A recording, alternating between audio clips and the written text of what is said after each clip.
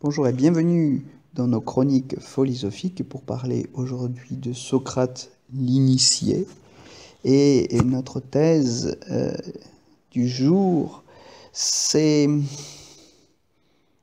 de proposer un autre visage de Socrate. Penser Socrate comme un archétype, c'est-à-dire comme un modèle qui exerce un pouvoir de fascination suffisant pour orienter nos comportements. Quel archétype? Eh bien, l'archétype de l'initié. Non pas l'archétype du philosophe qui pose des questions, c'est-à-dire la figure de l'intellectuel telle que l'a construite la tradition platonicienne, ou disons platonisante, donc depuis Platon jusqu'à Pierre Hadot, un Socrate plus proche de la figure du chaman que propose Roustan, mais que je préférerais appeler l'initié. Alors, qui est Socrate et quelle figure de l'initié propose-t-il? Je crois que d'abord son trait, sinon essentiel, du moins le plus apparent, ce qui de prime abord frappe chez Socrate, c'est son étrangeté.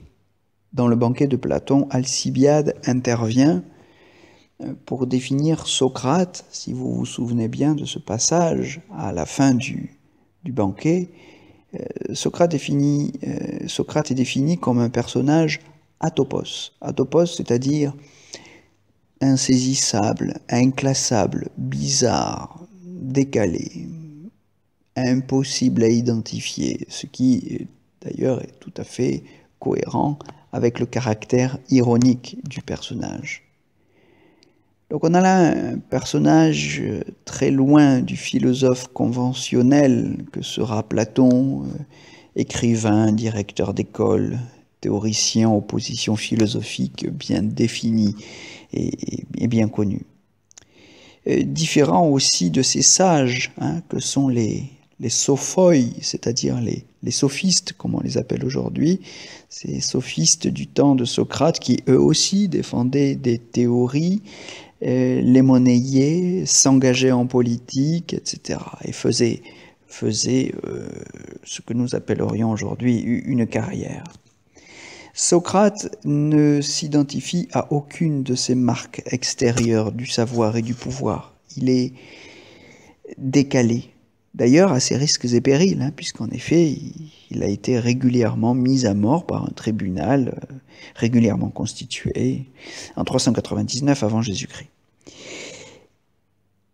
Il cultive une certaine liberté intérieure, en détournant d'ailleurs l'idée que les Grecs se faisaient de la liberté politique, de l'élotéria, une liberté qui l'identifie au véritable savoir et au bonheur.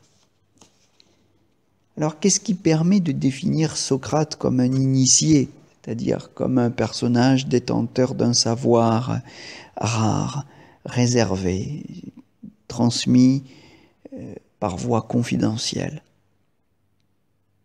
Bien, d'abord, dans le banquet, Platon nous rappelle que Socrate a été initié par une femme dont le nom nous est connu, Diotime de Mantinée.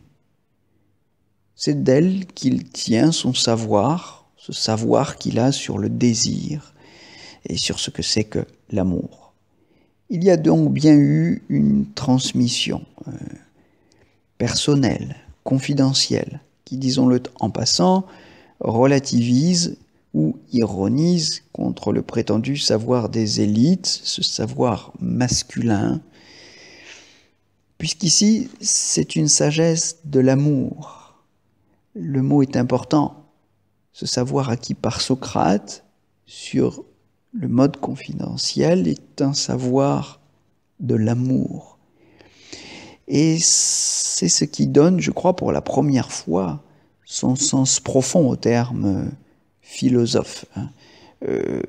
terme qui n'est pas inventé par Socrate, rappelons-le, on le trouve déjà sous la plume de Pythagore, mais cette question de l'amour va prendre avec Socrate un sens particulièrement profond, la philosophie ne désignant plus simplement l'amour de la sagesse, mais également aussi, en un sens je crois beaucoup plus profond, la sagesse de l'amour.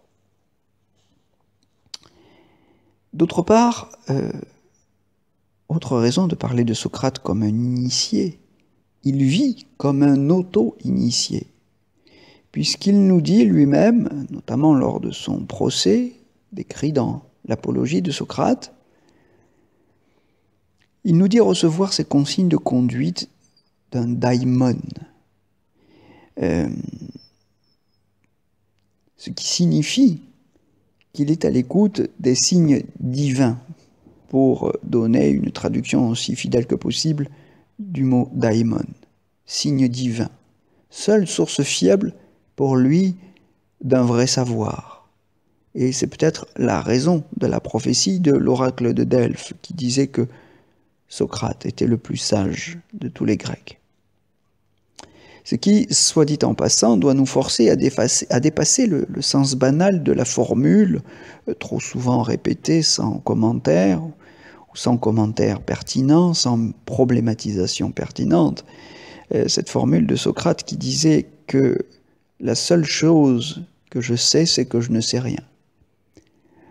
Bon, aplati, probablement à cause du sens que lui donne Platon dans l'Apologie de Socrate.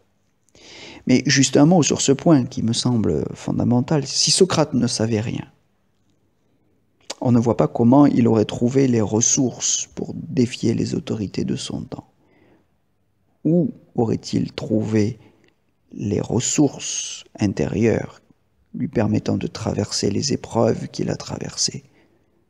Je veux dire, non pas simplement l'adversité des sophistes avec lesquels il débattait au coin des rues, mais la force de défier, par exemple, la tyrannie des 30, à laquelle il ne s'est pas soumis, ou de défier aussi, finalement, par son attitude, le tribunal qui le condamne à mort. Donc dans cette formule, Socrate, je crois, dit autre chose. Ici, la formule est bien de lui. Socrate réfute le savoir rationnel. Non pas tout savoir, mais le savoir rationnel. Il réfute le rationalisme étroit qui mine son époque. Et là, je prends donc la formule en un sens très différent de celui que lui donne Platon, et à contresens même par rapport à celui que lui donne Nietzsche, Nietzsche voyant au contraire en Socrate un émissaire de ce rationalisme qui a, selon lui, tué l'esprit grec.